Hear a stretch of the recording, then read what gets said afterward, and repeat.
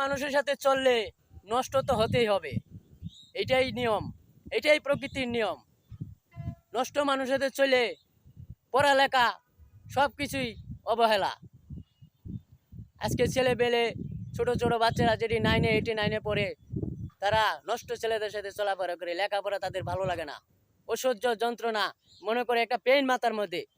কি শুরু করে দিছে এগুলা, গার্জেনগুলোও ঠিক রাখতে পারে না।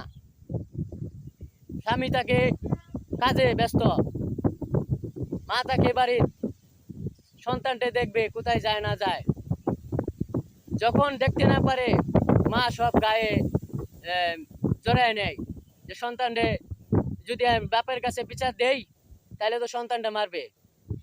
এই জন্য একদিন বিচার না দিয়ে পরে আরেকজন শুনতে পায়, আরেকজন বিচার দিয়ে শুনে বাবার কাছে ফোন দিয়ে যে বলে স্কুলের মাস্টার যে আপনার ছেলে তো স্কুলে আসে না অনেকদিন ধরে, আইসে বাড়িতে মার ছেলে সহ দুজনটাই বকাবকি করে। এই সমাজ অনেক চেঞ্জ হয়ে গেছে, অনেক নষ্ট হয়ে গেছে। এই সমাজ আর পাল্টাতে পারবে না কেউ, এই সমাজ আর কেউ গড়তে পারবে না।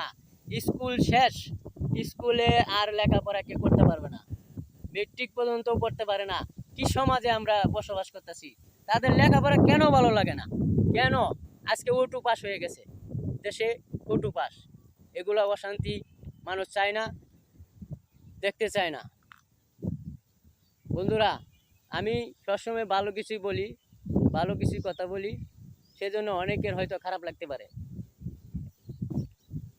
আমি চাই এই সমাজ সুন্দর করে গড়ে উঠুক, ভালো কিছু দেখুক, ছেলেমেয়েরা বাচ্চা কাচ্চারা জন্ম নিক, ভালো জায়গায়, বাংলাদেশটা সুন্দর একটা জায়গায় জন্ম নিক, যেন সবাই সুন্দরভাবে বসবাস করতে পারে।